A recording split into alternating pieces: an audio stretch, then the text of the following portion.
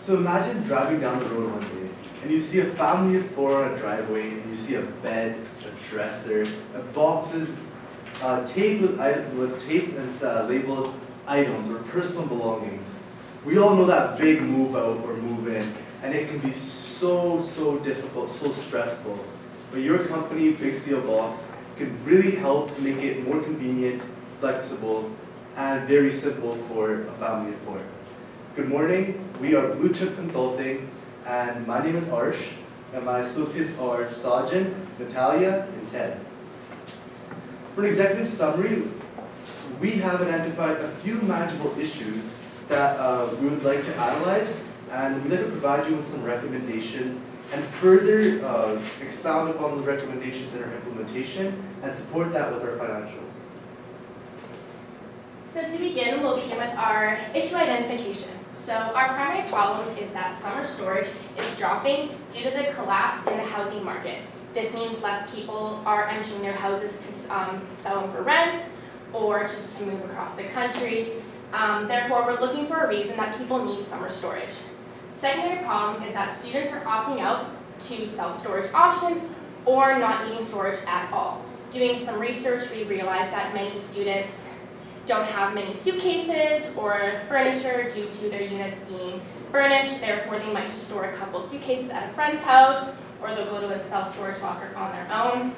And lastly, currently in the niche market, meaning that your company is applied to a certain amount of people with the right demographics and the right amount of income. Therefore, we want to look for ways to expand and apply to a new demographic.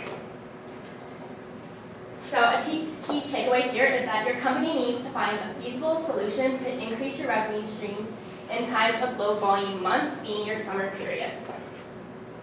Strengths that we have identified for your company is that your company is well positioned in the market, and there's a service differentiation because your mobile storage company can provide extra time and flexibility to customers.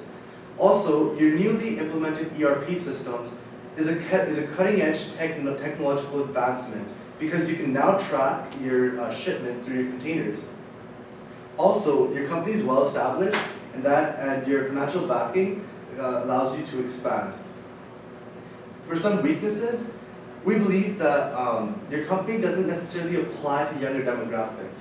Your consumers have an average household income between $100,000 to $200,000, and unfortunately, student average income is between $10,000 to $42,000. So this is a very costly option for students.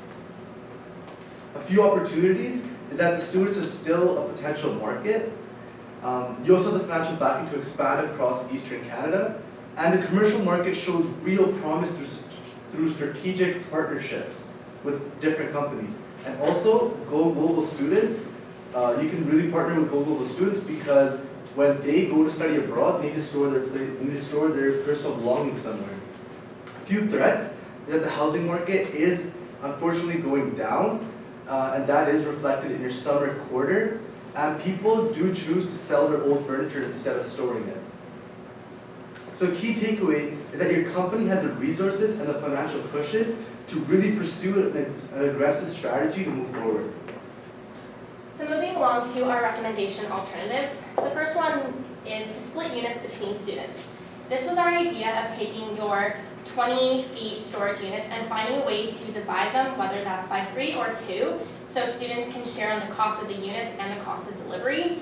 However, we'll make the units still be divided with separate units and doors and locks so you can ensure that they're secure and safe for their belongings. Our second option is to produce smaller boxes. Now, we decided that this is a possible option as students do not have many things to store. A lot of university rooms here on campus, as well as up on Academy Hill, such as Beta and Mission Group units, do come furnished. Therefore, we decided that a lot of students may not have that much or big furniture to store. The biggest thing they might have is a pair of skis or maybe a desk and their winter clothing. And lastly, focus on commercial markets. This is one that we find very promising as there's many opportunities for strategic partnerships. So moving along to our decision criteria, beginning with profitability, focusing on a commercial market definitely shows most profitable moving forward. Appealing to the student demographics, like we are aware that you do want to expand your market and apply to new demographics, and university students was one to look forward to. Therefore, splitting the units or making smaller boxes both do apply to your younger demographics. And thirdly, is it viable? Focusing on the commercial market is your most viable solution. And lastly, simple, convenient, and flexible. We want to stick to your company values and maintain moving forward and expansion that we stick along that. Therefore, smaller boxes for students or focusing on the commercial market allows us to do that. So for further analyses, we decided that focusing on the commercial market is your best and most feasible option to move forward.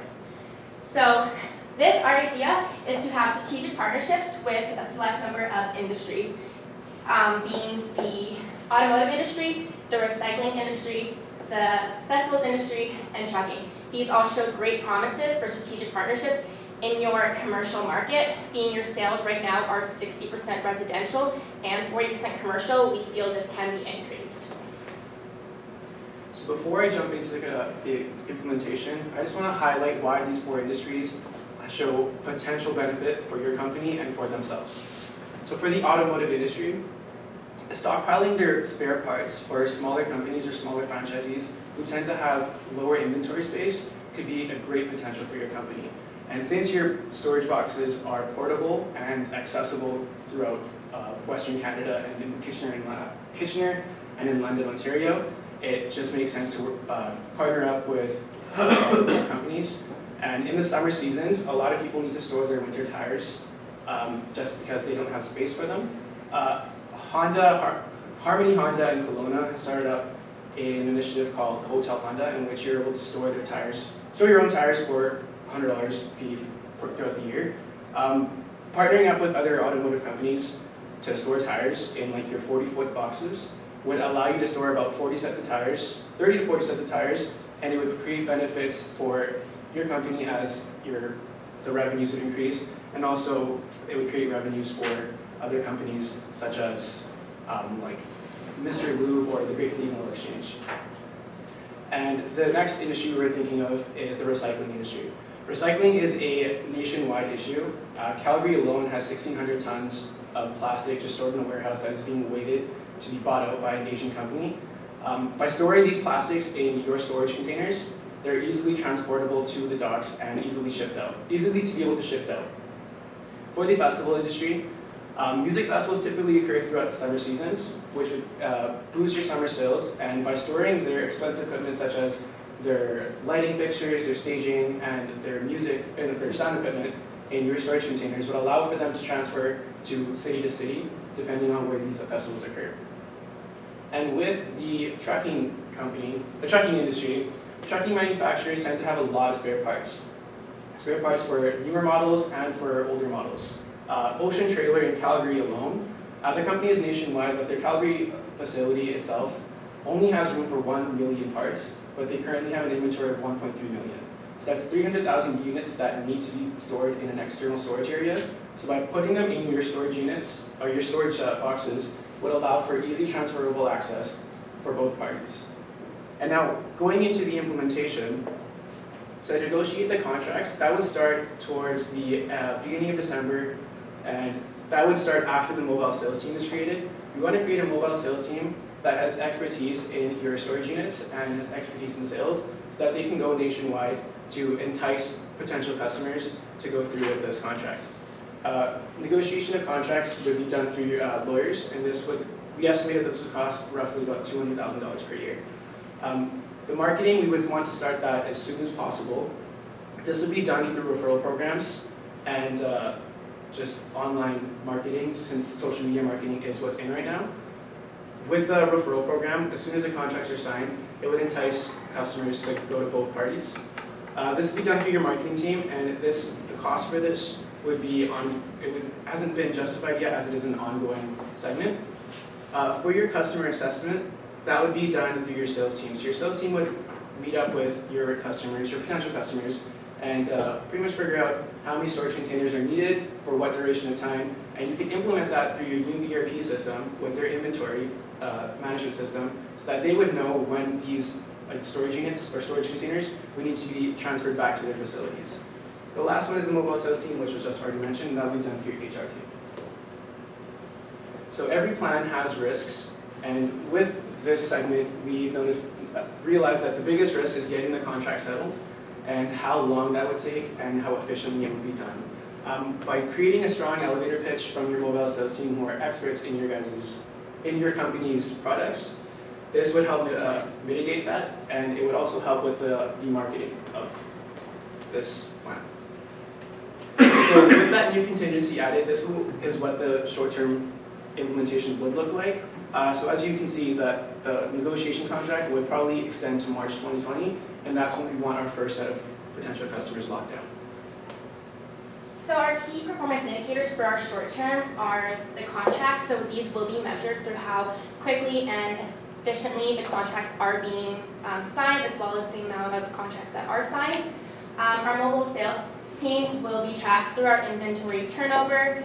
And finally, the marketing will be measured through our marketing budget, as well as the referral programs that Sajid mentioned.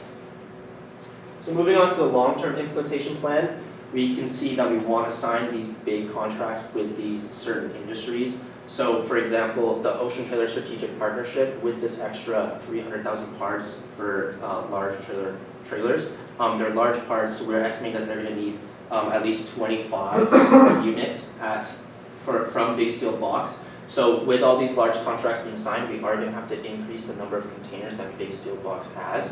So right now we're estimating that you're going to need, just within April 2020, an extra 50 units in Calgary. So that's going to cost you an extra $150,000 for a capital expenditure. As well as your other industries such as automotive and recycling and festivals. So for business-to-business marketing, that's going to be a continuing, ongoing process.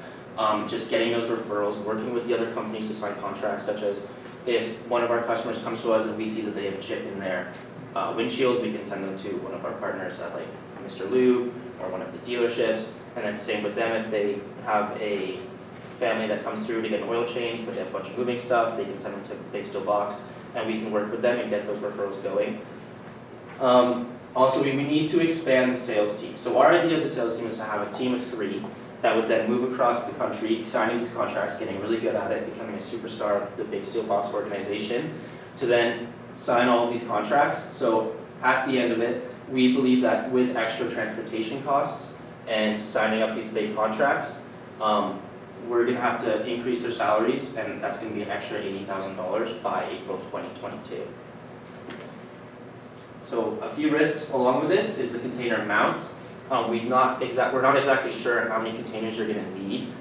So that's just going to come from our customer assessment. So when our sales team goes out and pitches to these different industries, they can talk to them, find out how many containers they're going to need, when they're going to need them, and we want to be able to, you guys have contingency for your residential side of the business. So if someone comes to you and needs a container, there's one empty, and you can give them to them to be able to move that revenue stream along.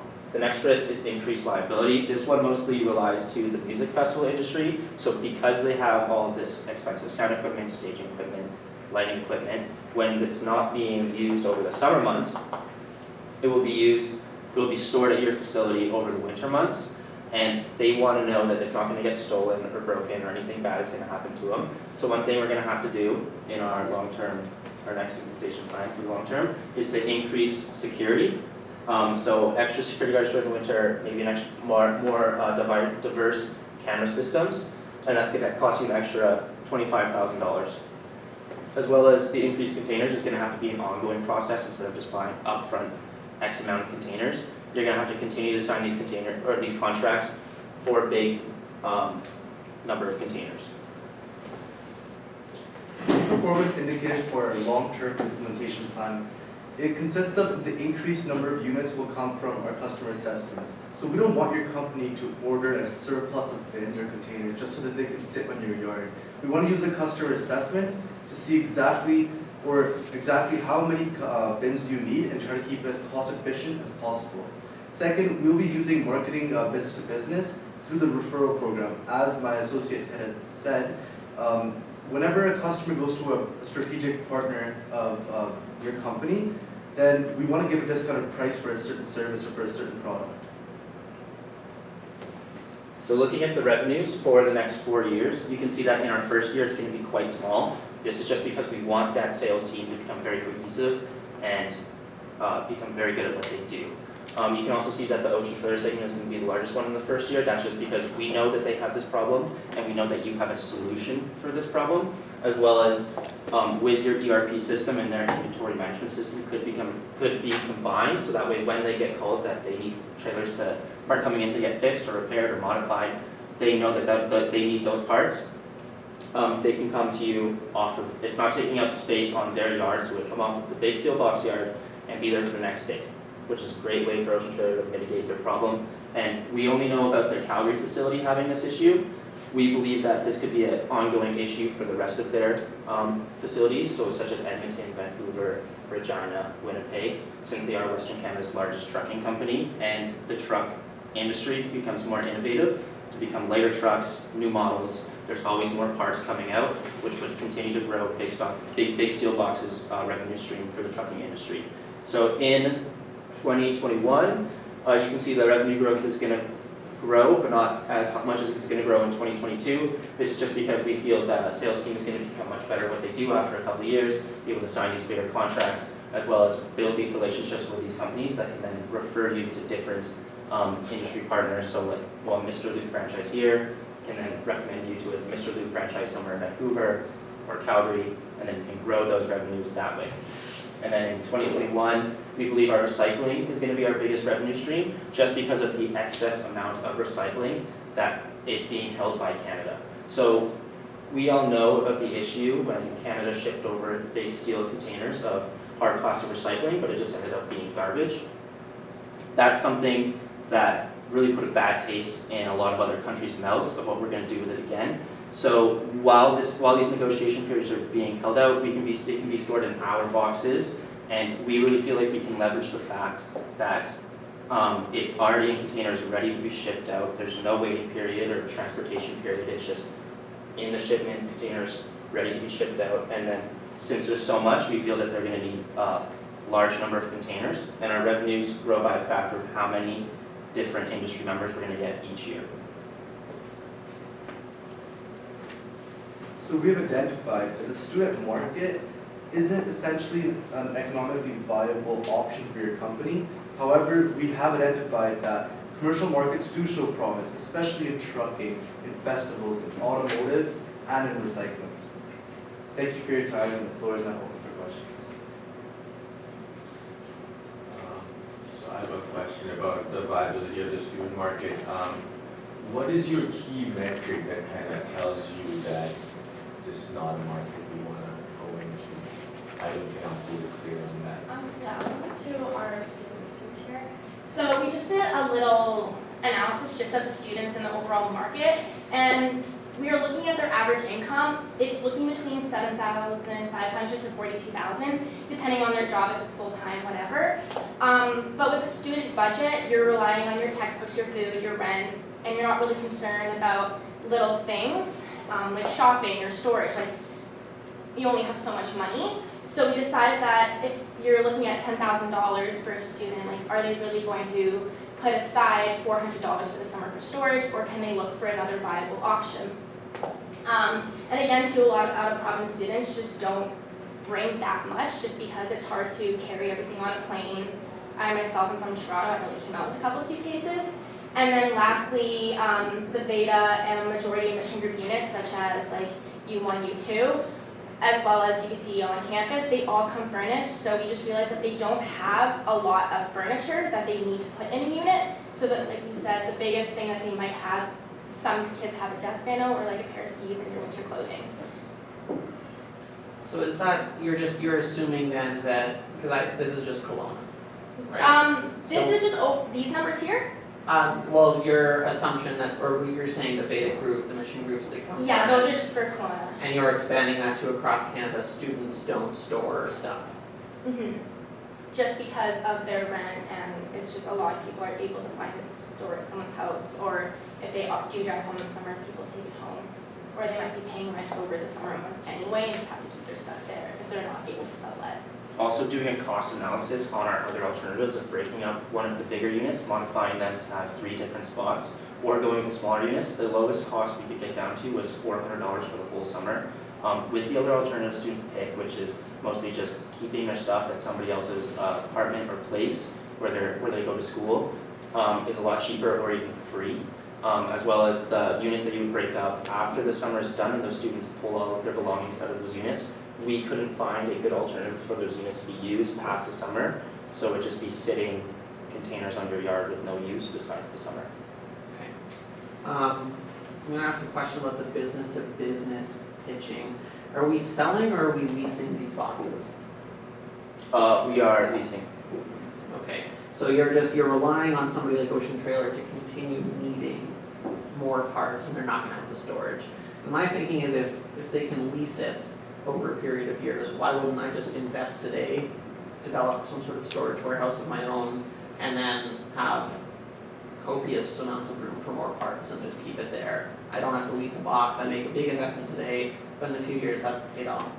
Yeah, you could absolutely do that, but right now they have this problem that's happening right now. So they are using up a lot of the space on their plots just for storing these parts.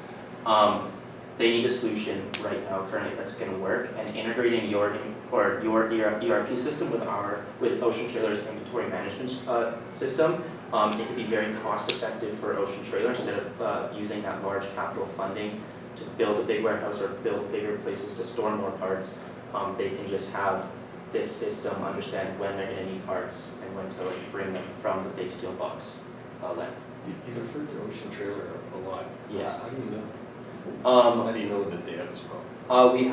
I have personal connections with Ocean Trailer, and I've talked to them about their problems, and through sponsorships for like universities and stuff like that, as well as JDC, we're working with them. How are they solving it now?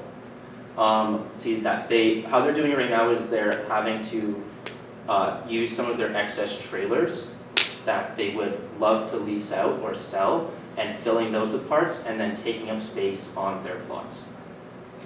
Do you think it's a permanent problem or a temporary problem? Like, when do you think they will stop having this problem, or it's going to be a perpetuity and they're going to need some help for that? Well, since Ocean Trailer's scope is so big across Canada, well, we believe that if this is happening in Calgary, it's probably happening in the other facilities as well as ordering these inventory parts from the manufacturer, straight from the manufacturer, is very costly, especially if they're already at the big steel box locations. They can just ask big steel box to then ship this one container of these parts up to their Edmonton facility, where then they can have those parts if needed. I have another question. Do festivals own their equipment?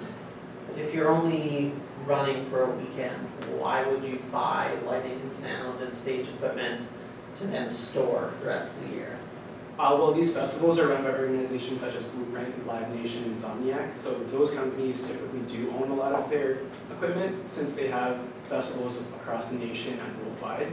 So a lot of them are stored in, like, you lease them in warehouses. I have a couple of friends that work at Blueprint, and this is how they typically do their business. They lease out warehouses, which is pretty costly, and then they have to ship them out. But they have to hire an external driver, like a truck driving company, to get those equipment and then ship them out.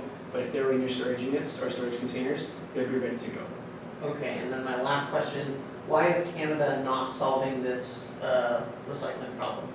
Why are we just amassing plastic? If the projection is that through 2022, we're just gonna continue amassing plastic, nobody's gonna buy it.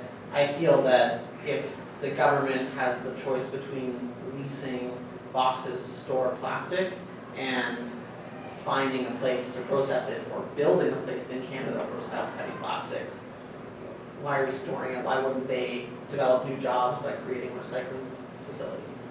As of right now, soft plastics are still costly and hard to recycle. So one of the big things is having stickers actually on plastic. So water bottles, maybe like those little muffin tins you get, cake containers, they have those stickers, and those stickers need to be pulled off, and the adhesive needs to be taken off as well. So that's a very timely process that's very hard to do without manual labor. So those Asian countries have the cheap manual labor. It's just finding the best deal for us, where it's still cost effective for them. So that's why the negotiation period is taking so long. So my question about using my boxes for recycling. As I understand it, we fill my containers, and it costs me an awful lot of money. Fill them with garbage, stick them on a container ship, ship them to China. I now don't know where my asset is, right? And I've got a significant amount of capital tied up. How do I get my container back? Well, your ERP system that you guys have implemented has shipment container tracking, so you would know exactly where your containers are at each exact moment and where it would be. And if you created those contracts back, they would be shipping them back. Right, but then my boxes are in China, and now I have another client who needs those boxes, but they're on a boat in a harbor in Hong Kong, waiting to get sent back to me. And so do I just have to, if I perpetually have to buy more boxes to cover the shipments out? You're tying up an awful lot of capital in something that's potentially going to be gone for years, if not lost. Once it's in Taiwan, I don't know if I'm ever going to get my capital back. So for our customer assessment of assessing how many boxes we need per industry, we have allocated a contingency of boxes to the recycling industry just because we knew how much was excess in Calgary, but that was the only number we really knew.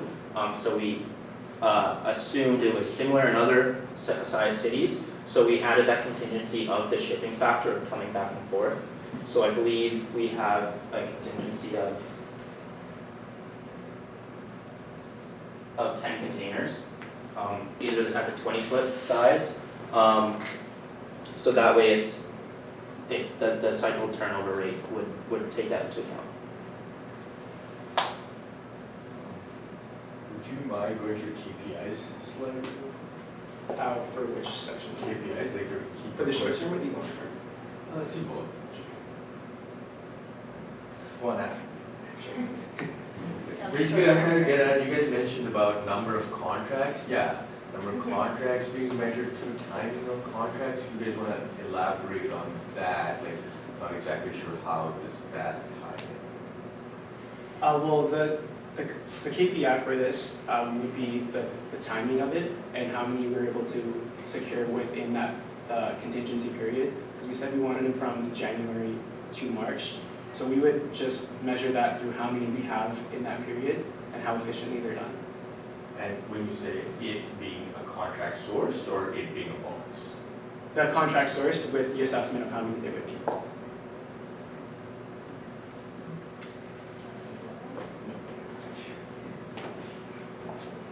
The Q&A time's up. If you want to finish up any questions, you can, and then move on to reflection. Or feedback, sorry. I'd say pretty good job, you guys. You came in with a solid plan.